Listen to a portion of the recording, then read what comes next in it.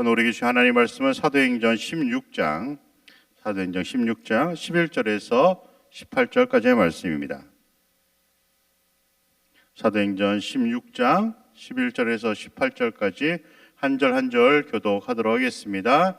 하나님의 말씀입니다.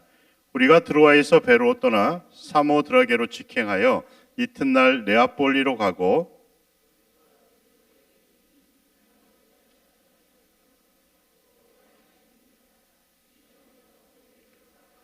안식일에 우리가 기도할 곳이 있을까 하여 문 밖 강가에 나가 거기에 앉아서 모인 여자들에게 말하는데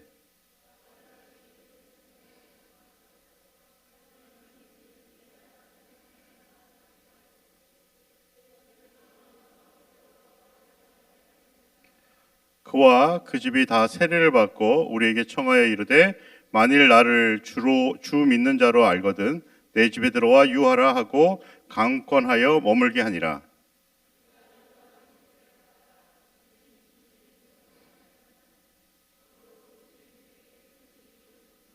그가 바울과 우리를 따라와 소리질러 이르되 이 사람들은 지극히 높은 하나님의 종으로서 구원의 길을 너희에게 전하는 자라 하여 이같이 여러 날을 하는지라.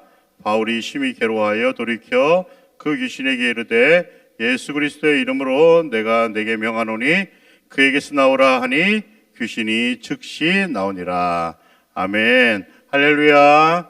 우리 옆에 분과 인사하도록 하겠습니다. 사랑합니다. 축복합니다. 감사합니다.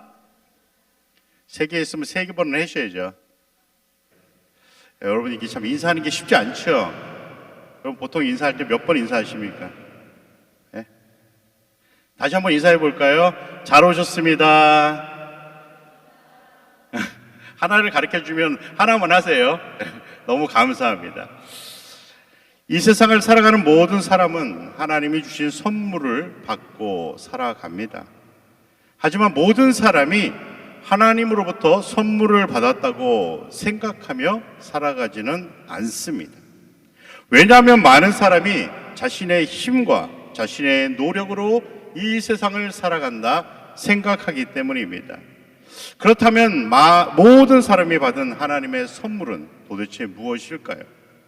물론 교회에서 말하는 하나님이 주신 가장 큰 선물은 구원입니다.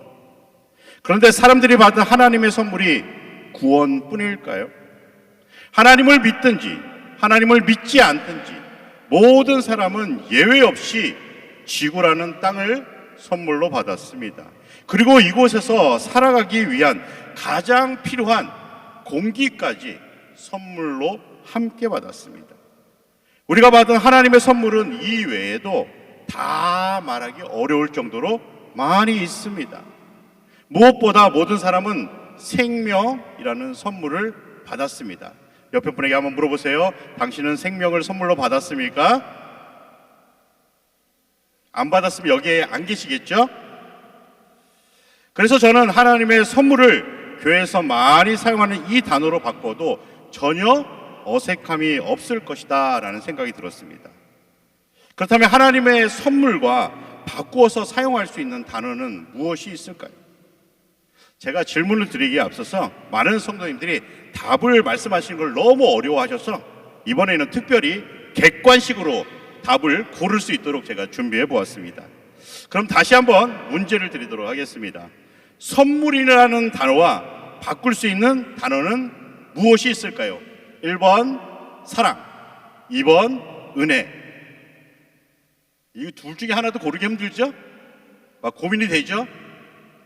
물론 사랑이다라고 말할 수도 있을 것입니다. 하지만 저는 은혜라는 단어를 사용하고 싶습니다. 왜냐하면 하나님이 주신 모든 것이 은혜가 아닌 것이 없기 때문입니다. 사람들은 이 세상을 살아가면서 좋은 일이 발생하면 행운이라고 부르고 좋지 않은 일이 발생하면 불운이라고 말합니다. 하지만 하나님이 주신 모든 것이 선물임을 인정하는 사람들은 모든 상황 속에서 행운과 불운을 말하기보다 모든 것이 은혜입니다 라고 고백하게 될 것입니다. 그래서 송경민 목사님은 우리가 자주 부르는 은혜라는 찬양 속에서 무엇이 진짜 은혜인지를 다음과 같이 고백하고 있습니다. 이 시간 다 함께 하나님이 주신 선물이 왜 은혜인지를 이 시간 찬양을 통해 한번 묵상해 보도록 하겠습니다.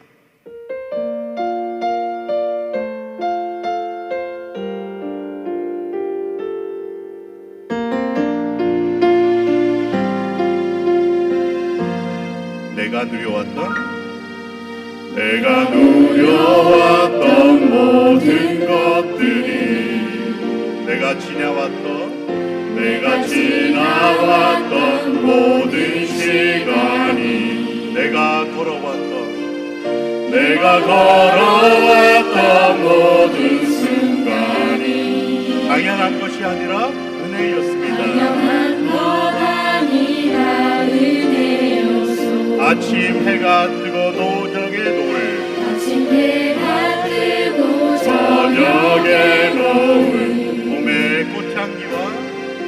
봄의 꽃향기와 가을의 열매 변하는 계절의 모든 순간이 당연한 것이 아니라 은혜였습니다. 당연한 것 아니라 내가 이 땅에 태어나 사는 것 내가 이 땅에 태어나 사는 것 어린아이 시절과 지금까지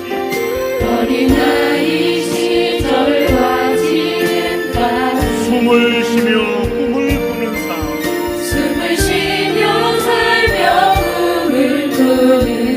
절대 당연한 것이 아니라 은혜였습니다. 무엇보다 내가 하나님의 자녀로 살며 오늘 이 시간 우리가 찬양하고 예배하는 이 모든 삶이 또한 우리가 복음을 들고 복음을 전할 수 있는 모든 삶이 절대 당연한 것이 아니라 은혜였습니다. 당연한 것 아니라 우리 두 손 들고 고백합니다. 모든 것이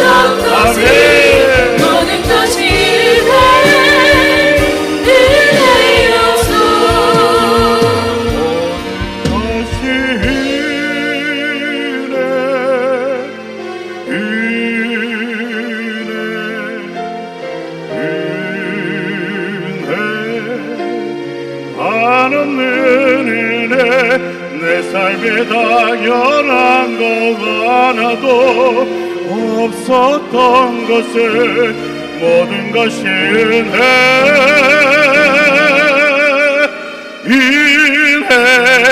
은혜였소.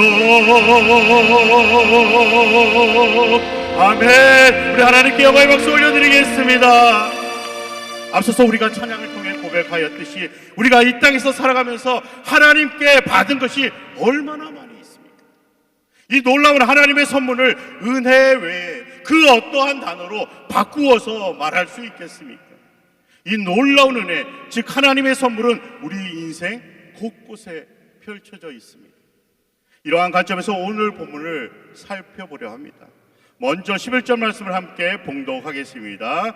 시작. 우리가 드로아에서 배로 떠나 사모드라게로 직행하여 이튿날 네아폴리로 가고, 여기서 우리는 바로 바울과 실라입니다. 그리고 그들이 출발하고 있는 드로아는 바울이 환상을 본 지역이에요. 앞서서 사도 바울과 실라는 아시아로 복음을 전하기를 원했습니다. 하지만 성령께서 그들이 아시아로 향하는 것을 막으셨습니다. 그래서 그들은 선회하여 드로아로 내려갔습니다. 그리고 드로아에서 마게도냐로 와서 도와달라는 요청의 환상을 그들이 보게 되었습니다. 그래서 그들은 즉시 드로아에서 배를 타고 사모드라게로 그리고 네아폴리를 거쳐 마게도냐 지방의 첫 성이라고 불리는 바로 빌립보에 도착하게 되었습니다. 그들은 빌립보에서 며칠을 보내고 안식일이 되어 회당을 찾았으나 회당이 없었습니다. 그래서 그들은 기도할 곳을 찾아서 성 밖에 있는 강가에 나가 그곳에 모인 여자들에게 복음을 전했습니다. 감사하게도 바울과 실라는 그곳에서 하나님을 섬기는 루디아라 하는 4세 옥감 장수를 만나게 됩니다. 하나님께서 그 여인에게 복음의 은혜를 주시기 위해 그 여인의 마음을 활짝 열어주셨습니다. 그래서 은혜를 받게 된 그 여인은 바울과 실라를 자기 집으로 초청하게 되었고 그와 그 집에 머물렀던 많은 사람들이 세례를 받았다 성경은 기록하고 있습니다. 이렇게 아름다운 상황이 흘러가는 시간의 흐름 속에서 바울과 실라는 다시 기도처를 향해 가게 되었고 가다가 누구를 만났습니까? 누구를 만났어요? 점치는 귀신 들린 여인을 만나게 됩니다. 그 여인은 그 지역에서 매우 유명한 귀신 들린 점치는 여인이었던 것 같습니다. 그 당시 빌립보에는 점치는 사람들이 적지 않았던 것으로 보입니다. 그들은 그 당시에 신들림을 통해 미래를 보고 개인과 국가의 운명을 물으러 온 사람들에게 답을 주는 사람이었다고 해요. 우리나라식으로 얘기하면 뭐죠? 신기가 매우 뛰어난 무당이라고 표현할 수 있을 것 같습니다.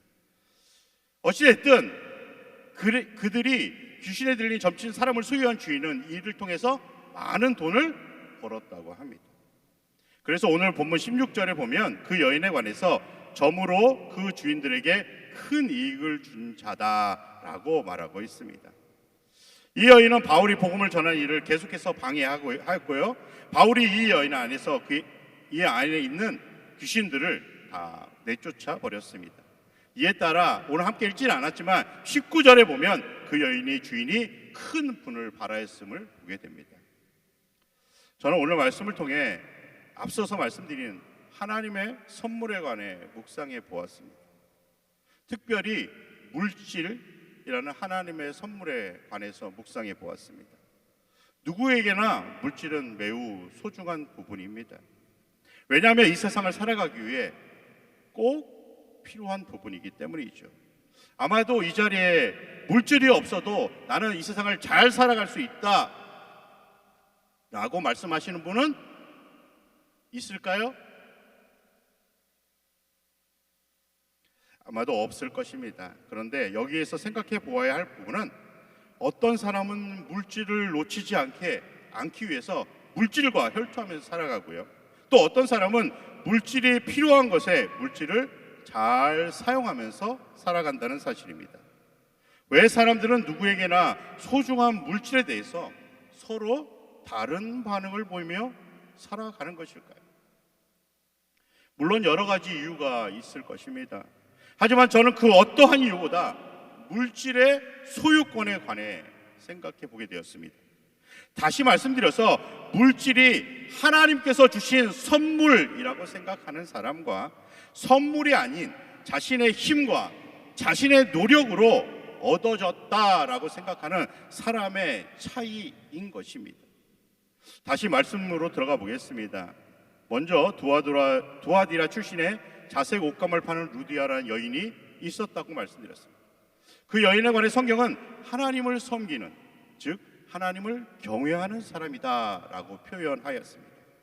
이러한 이유로 아마도 그 여인은 처음에 빌립보에 왔을 때 회당을 찾았을까요? 안 찾았을까요? 여러분들은 어디 가시면 교회를 찾아요? 안 찾아요? 질문이 어려워요? 하지만 빌립보에는 회당이 있었어요? 없었어요? 없었습니다. 여기서 회당이 없다라는 말은 유대인 남자가 최소 10명도 되지 않는다는 의미를 담고 있습니다. 물론 빌립보는 마게도냐 중심지로서 세상적으로 보면 매우 번성한 도시였습니다. 하지만 영적으로 보면 회당이 없을 정도로 매우 황폐한 도시였음을 우리에게 말씀하고 있습니다. 이러한 이유로 루디아는 하나님을 섬기는 사람들이 모이는 곳을 찾게 되었을 것입니다. 그리고 마침내 성 밖에 있는 강가에서 하나님을 섬기는, 하나님을 경외하는 사람들을 만났을 것입니다. 그래서 후에 바울과 실라가 성 밖 강가에서 그들을 만날 수 있었던 것입니다. 어찌되었든 강가에서 복음을 듣게 된 여인인 루디아는 빌립보 교회의 시작점이 되었습니다. 뭐가 됐다고요? 빌립보 교회의 시작점이 되었습니다. 이를 사도행전 16장 40절에 이와 같이 기록합니다. 두 사람이 옥에서 나와 루디아의 집에 들어가서 형제들을 만나보고 위로하여 가니라. 하나님을 사랑하는 사람들이 모일 수 있도록 루디아는 자기 집을 기꺼이 내어 놓았습니다. 우리 교회의 김혜삐 권사님처럼 말입니다. 예나 지금이나 자기 집을 회당처럼 사용할 수 있도록 계속 제공한다는 것은 절대 쉬운 일이 아닙니다. 그렇다면 루디아는 단지 장소만 제공하였을까요? 아마도 루디아는 장소와 더불어서 사람들이 모여서 함께 먹을 수 있는 음식까지 제공하였을 것입니다. 다시 말씀드려서 루디아는 장소와 물질을 모두 제공하였다는 사실입니다. 그렇다면 루디아는 어떻게 이러한 일들을 감당할 수 있었던 것일까요? 하루 이틀이 아닙니다. 계속해서 그 일을 감당하였던 거죠. 무엇보다 루디아는 복음을 들으면서 모든 것이 하나님의 선물이며 또한 은혜임을 깨닫게 되었을 것입니다. 사람들은 자기 소유가 자기 것이라고 생각하는 그 순간 누군가에게 무엇을 제공하는 것을 원하지는 않습니다. 많은 재산을 갖고 있는 사람이 있습니다. 하지만 모두가 누군가를 돕기 위해 자신의 물질을 아낌없이 내어놓는 것은 절대 아닙니다. 물질을 누군가에게 제공한다는 것은 그의 마음에 큰 감사가 있기 때문일 것입니다. 이를 교회에서는 하나님의 선물 또는 은혜라고 부르는 것입니다. 하지만 귀신 들린 점치는 여인에게선 바울이 귀신을 내쫓자 그 여인의 주인이 어떻게 반응했습니까? 자신이 자신의 물건을 빼앗겼다고 생각하자 그의 반응에 관해 성경은 이와 같이 기록하고 있습니다. 19절에서 21절 말씀을 제가 세번역 성경으로 읽어드리겠습니다. 그 여자의 주인들은 자기들의 돈벌이 희망이 끊어진 것을 보고 바울과 실라를 붙잡아서 광장으로 관원들에게 끌고 갔다. 그리고 그들을 치안관들 앞에 세워놓고서 이 사람들은 유대 사람들인데 우리 도시를 소란하게 하고 있습니다. 이 사람들은 로마 시민인 우리로서는 받아들일 수 없고 실천할 수도 없는 부당한 풍속을 선전하고 있습니다 라고 말하였다. 이 주인의 분노가 얼마나 큰지를 사도행전은 기록하고 있습니다. 단지 그 주인뿐일까요? 만일 어떤 분이 사업을 하고 있는데 일명 누군가 돈줄을 막아버리면 그 사람은 어떻게 반응하게 될까요? 이러한 일도 하나님의 은혜입니다 라고 고백하며 감사의 마음을 품게 될까요? 아니면 앞선 주인처럼 분노하게 될까요? 우리의 반응이 바로 세상을 바라보는 우리의 마음은 아닙니까? 사람이 살아가면서 좋은 일만 있으면 얼마나 좋겠습니까? 옆에 분 한번 보세요. 좋은 일만 있습니까? 표정을 보니 별로 좋은 일만 있는 것 같지는 않아요. 그런데 좋은 일보다 좋지 않은 일이 우리 주변에서 종종 발생해서 우리의 마음이 힘들 때가 적지 않습니다. 그러면 우리는 힘들고 어려운 상황조차 하나님의 선물이며 또한 은혜라고 고백하고 있습니까? 우리에게 주어지는 모든 일들이 하나님의 선물이고 은혜라면, 은혜가 아니라고 말한다면 우리는 도대체 무엇을 은혜라고 말하고 싶은 것입니까? 예를 들어보겠습니다. 우리의 눈이 깜빡거리는 거, 깜빡거려요 안 거려요? 깜빡거리는 거 어떻게 생각합니까? 별 생각 안 하시죠?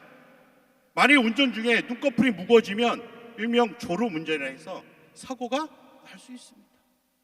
우리의 혀가 맛을 느끼는 것은 어떻게 생각하십니까? 만일 우리의 혀가 맛을 느끼지 못하면 먹는 일이 행복한 일이 아니라 괴로운 일이 된다는 사실을 알고 계십니까? 우리의 팔과 다리가 잘 움직이는 것은 어떻게 생각하십니까? 만일 사고로 인해 팔과 다리가 움직이지 않으면 마치 모든 것을 잃은 듯한 아픔으로 인해 정신적인 어려움을 겪을 수 있다고 많이 얘기합니다. 또한 우리의 몸의 혈액순환이 원활하게 되는 것에 대해서는 어떻게 생각하십니까? 제가 이거를 찾아봤더니 만일 혈액순환이 원활하지 않으면 일단 산소와 영양소가 부족해진다고 합니다. 그리고 노폐물이 배출되지 않고 쌓여서 신체 기능도 저하된다고 해요. 또한 우리의 심장이 태어나서 죽을 때까지 멈추지 않고 한 번도 멈추지 않고 계속 뛰는 일에 대해서 여러분은 어떻게 생각하십니까? 한번 가슴에 손을 얹어보세요. 심장에 뛰고 있습니까? 안 뛰는 분은 주님이 부르신 거예요. 심장은 전기 신호를 통해 근육을 수축시키고 이완시킨다고 해요. 이를 통해 온몸에 혈액을 공급하는데 이 모든 과정을 통틀어서 심장박동이라 부른다고 합니다. 만일 심장박동수에 문제가 발생하면 부정맥, 갑상선 기능 항진증, 심부전, 심근경색, 협심증 같은 증세가 나타난다고 해요. 특별히 혈액순환과 심장박동을 위해서 우리가 지금까지 태어나서 죽는 그 순간까지 하는 일은 무엇입니까? 옆에 분에게 물어보세요. 여러분, 몸의 혈액순환이 돌도록, 혈액이 잘 돌도록, 우리의 심장이 잘 뛸 수 있도록 여러분이 하는 일이 도대체 무엇이냐? 죄송하지만 하는 일이 아무것도 없습니다. 이 모든 것이 모두 하나님의 선물이며 또한 은혜인 것입니다. 그렇다면 하나님의 선물이며 또한 은혜가 단지 육체적인 것뿐일까요? 앞서서 말한 물질은 어떻습니까? 물질에 관해서 많은 분들이 자신이 열심히 노력해서 얻은 부산물이다라고 얘기합니다. 맞습니다. 그렇다면 그 물질을 모을 수 있도록 건강을 주신 분은 도대체 누구란 말입니까? 제가 예전에 부산에서 사역할 때 제 통장에 배를 좀 불리기 위해서 열심히 저축했던 적이 있습니다. 한두 달 열심히 저축하면 아이들이 돌아가면서 병원에 입원했습니다. 그러면 그동안 저축한 모든 돈이 한순간에 사라져버렸어요. 이러한 일이 자주 있어서 제 아내가 거의 매달 아이들과 함께 병원 생활을 해야 했습니다. 그런데 제가 여기 오기 전에 사역했던 풍기란 곳에는 큰 병원이 없었어요. 또한 사례비가 제 통장에 배를 불리게 할 만큼 충분하지도 않았습니다. 심지어 아이들이 몇 명이 있었을까요? 3명이나 있었습니다. 그런데 너무나도 감사하게도 아이들이 병원에 입원하지 않고 잘 성장해 주었습니다. 이러한 일들 통해 저는 물질 또한 하나님이 주신 선물임을 깨닫게 되었습니다. 하나님이 우리에게 주신 선물이며 은혜가 얼마나 많이 있는 줄 사람들은 잘 알지 못합니다. 마치 그것이 모두 자기 것이라고 너무 당연하다고 생각하며 살아갑니다. 그래서 조금만 힘들어도 원망과 불평을 쏟아내다가 안타깝게도 원망과 불평이라는 집에 갇혀 힘든 마음에 더 무거운 짐을 얹고 살아가는 것입니다. 믿음의 사람이라고 불리는 우리는 무엇을 하나님의 선물이며 은혜라고 이야기하고 있는 것입니다. 사랑하는 성도 여러분, 우리가 누리며 살아가는 모든 것이 하나님이 우리에게 주신 선물이며 은혜임을 믿으십니까? 그래서 저는 이를 다음과 같이 표현하고 싶습니다.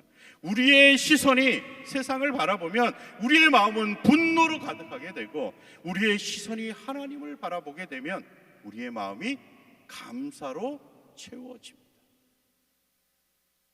우리의 삶의 중심에 하나님이 계시면 우리는 이 세상에서 주님의 영광을 보게 될 것입니다. 주님의 영광을 향해 우리의 삶을 감사로 채워가는 믿음의 일꾼이 될 것입니다. 주님과 함께하는 그 시간이 바로 하나님께 영광을 돌리는 시간이며, 그 시간을 통해 하나님께서 우리에게 베푸신 것이 얼마나 많이 있는지를 우리는 끊임없이 깨닫고 발견하게 될 것입니다. 우리를 멈추지 않고 바라보신 주님께 우리의 시선을 돌리고 하나님이 우리에게 베풀어 주신 많은 선물과 은혜를 감사함으로 채워가시는 우리 골략교회 모든 성도님들 되시기를 주님의 이름으로 간절히 축원드립니다. 사랑과 은혜가 충만하신 아버지 하나님, 오늘 이 밤 주님의 영광을 보는 귀한 믿음의 시간 되게 하여 주시옵소서. 그래서 우리가 하나님께 받은 선물이 얼마나 많은지를 깨닫게 하여 주시고, 이를 통해 우리의 삶이 범사의 감사함으로 가득가득 채워지는 기쁨의 시간이 되게 하여 주시옵소서. 또한 하나님의 자녀가 어떠한 모습으로 살아가는지를 깨닫는 귀한 시간 되게 하여 주시옵소서. 어떠한 상황 속에서도 하나님과 항상 함께하는 믿음의 지체들 되게 하여 주시옵소서. 우리의 삶의 주인이신 예수님의 이름으로 기도합니다. 아멘.